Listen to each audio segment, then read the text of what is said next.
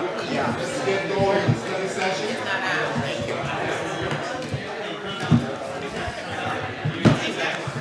Take charge. So, take They're charge. on. They just had a delay. Hello. Hello. Wait a second. Okay, I had to race. Okay, there you go. Brian, we good. Are we? Good. Katie. Good afternoon.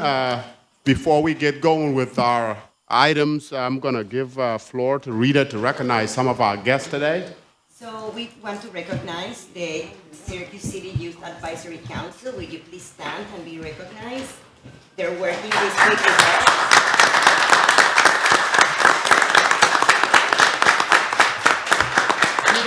Can you just please let them all say their names real quick and what school they're at? So can you one by one stand up and say your name and what school you're with? Absolutely. Yeah. Come to the mic. Come to the mic. Make a line. Make a line and Make a then line. follow out that way. We don't bite, we promise. We didn't hear it. Say it again, baby. Sorry.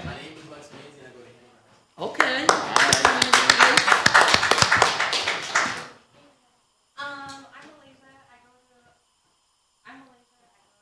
High School. Okay, Paula. Let's go.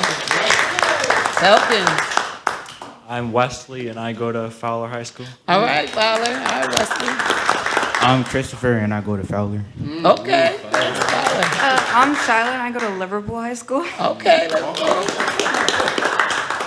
Hi, I'm Bryson Griffith, and I go to ITC. Okay. I'm Tristan Bay. I go to ITC.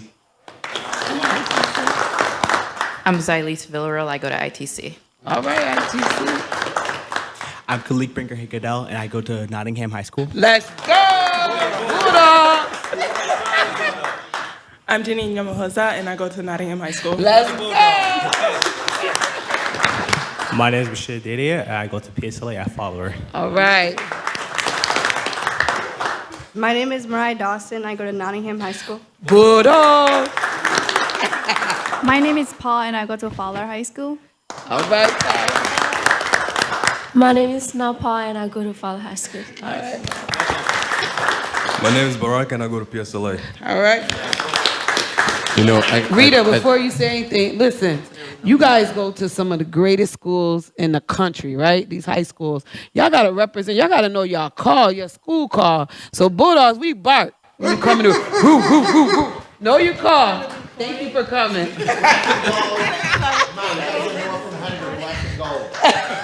So we can't bark as Falcons, but we can do something else, right? So it's great to see all of you. I didn't graduate from Henniger or Nottingham or nothing, but Fowler right here. Huh? Y'all representing. All right.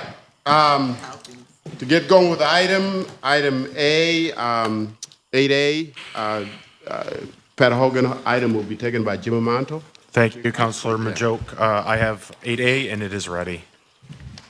Thank you. We have deeds, Commission, right? We have deeds, okay. All right, we'll call those ready. Councilor Cardwell. Thank you, Pro Tem Just keep Majoke. Blessings to all. I have items 10 through 17, and Commissioner, I think we're all set. Does any of my fellow colleagues have any questions? We're all set then. Thank you. Thank you. Thank you. Councilor Majoke, I have item 18 to 22. They are ready, but I have more questions. Lieutenant Tom, Chief Shaw, I have a question for 20. So last week I had raised a question of why we doing this instead of using EAP and potentially, picking up from there to cover areas that EAP may not be able to accommodate. So how do we respond to that? So the EAP is a limited program where our officers are only entitled to 8 sessions with the EAP. The trauma that we've endured, it takes more than 8 sessions. So after there, it would be a handoff to somewhere else. In addition to using the EAP, the clinicians at the other end of the EAP that we will be servicing our officers, they're not doctors. They're licensed mental health practitioners, where we want to use Dr. Bernard because she's a certified doctor. She has her doctorate. She has expertise in trauma where the EAP does not have expertise in trauma. It's been a very traumatic incident for our department. Our officers are struggling. The EAP is great, but it's just not enough. So that's why we need more. We need more support than what's available with the EAP. Rick,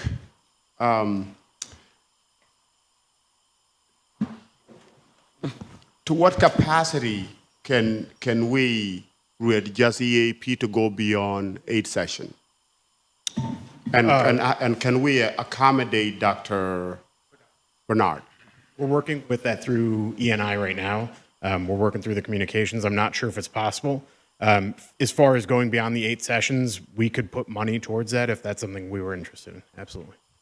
Okay. Could we talk offline on that to figure that out? Absolutely. All right.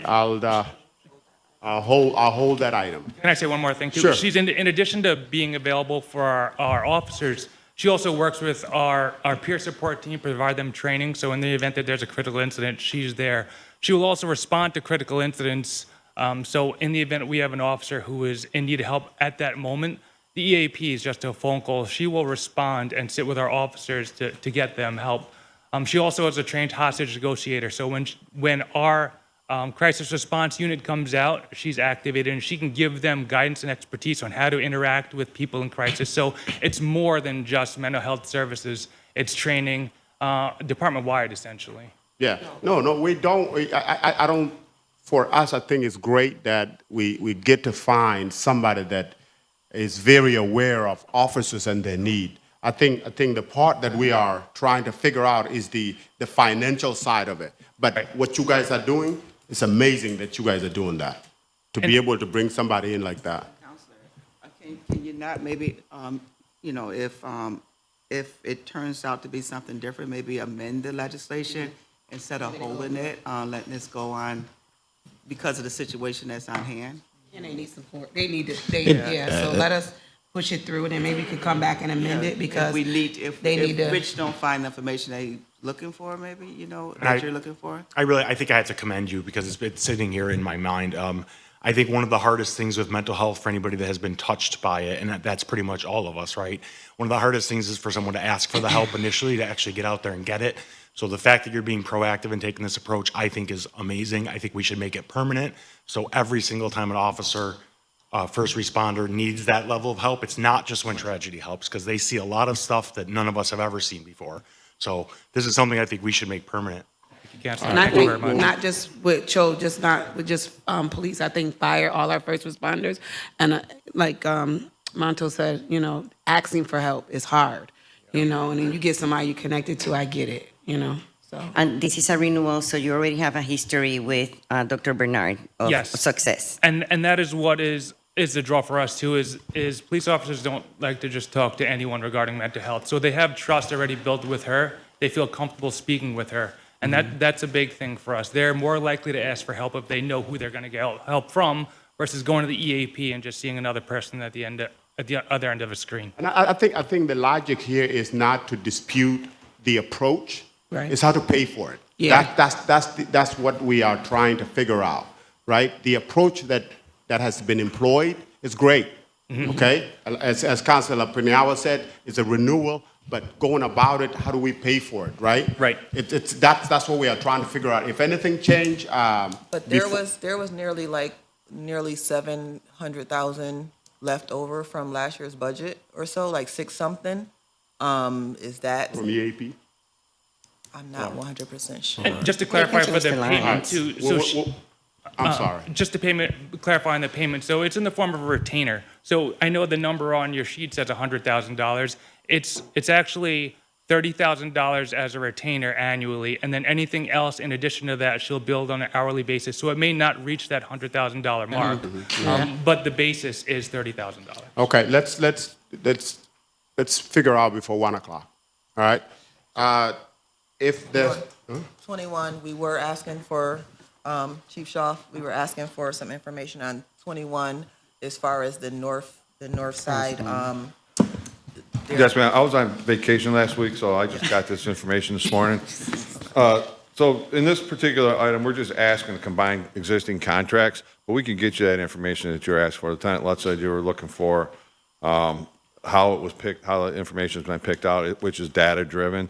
And the other thing is, could we take spots that have lower shots and reassign it? That's the one I can still find out for you.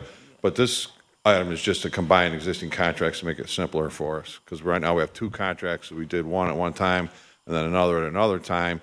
And rather than coming with two different items, just to put them into one. And then Chief Shaw, while you're on break related to this item, I asked about false positives last week. Since that time, I've done a little bit of reading, and I'm sure you know the narrative better than I do, but there have been a number of police departments throughout the country that have discontinued services. Portland decided that their money would be better spent on violence prevention. Atlanta dropped it due to the high cost. Chicago identified racial bias. The ACLU has come out and mentioned racial bias as well. I'm going to support this item today, but I'm hoping that we could get together in 6 months and have a kind of a status update on ShotSpotter and continue to talk and have a conversation around the issues that other departments have identified and how they do or don't relate to our city. No, that's fair. I mean, we did have the one hearing where we discussed that. All cities don't do it the same way. We respond to each and every one of our shots fired incidents. A lot of cities don't even do that. We verify it. You have to see physical evidence of it. And we have a very high rate of either proving or disproving whether it was a shots fired. Or you get there and you see a bunch of paper on the ground. Clearly, you know it's fireworks. So, but we classify everything. We're confident our data is very good. Okay. And also Chief Trudell had some very good data that he gave us when you guys came here. Vehicle data? Vehicle no, data? No, the shot fire, the shot spotter, the shot spotter stuff. Yeah. So if maybe we can circle that to the counselors so that as we formulate what's next, they can revisit that conversation and that data to do what they need to do. Yep, we can get that. Yeah. Any other questions? Thank you, Chief. Thank you. Thank you. Council Peñao. Good afternoon. I have item 23 to appropriate funds from the Common Council Professional Services to the Youth Advisory Council. If there's no further questions, we're good to go. All right. All right, thank you. Councilor Gathers. Thank you. I have items 24 through 32. All items are ready with the exception of we're going to hold 24, we're going to hold 25. We're going to have some committee meetings on those two items next week. There has been some dates that has been sent out via email, so I suggest that we all look at them so that we can pick a day to discuss these two particular items. Other than that, all the other items are ready. Thank you. Not unless there's any further questions. Thank you.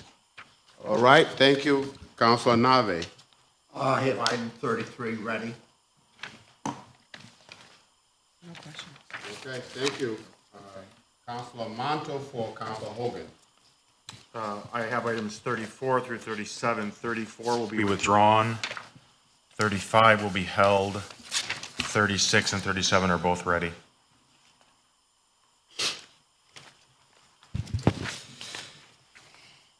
Councilor William. Thank you, Councilman Majuk. I have items 38 through 45. 38, 39 will be held in light of a committee meeting on Wednesday afternoon. 40 through 45 are ready, with the exception of 41, which will be discussed in executive session, and I expect that to be ready after that point. Which one is executive session? 41. Yes. Put all our names, I guess, right? Mm-hmm. All right. Councilor Joan Rouser.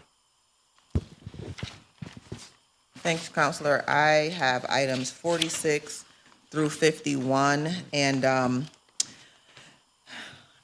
Jen, 46, 47, and 48. So my question is, how can we hold those two without you might have to come up. Counselor, they're all gonna have to be held because it was said they was gonna be held last week, and legislation is not here for 46, so they all gotta be held. Okay?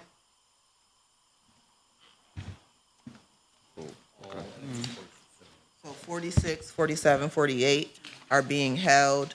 46 we need the legislation on. And 49 and 50 are being held, and 51 is ready to go.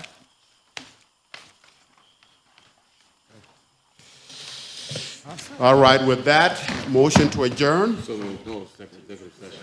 Executive session. Executive session. We'll be back.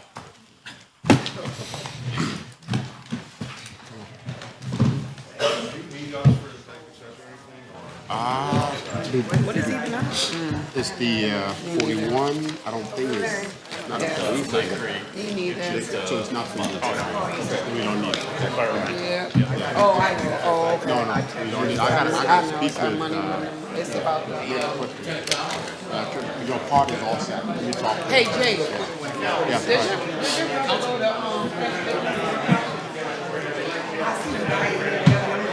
I'm like, Rich Street. Okay.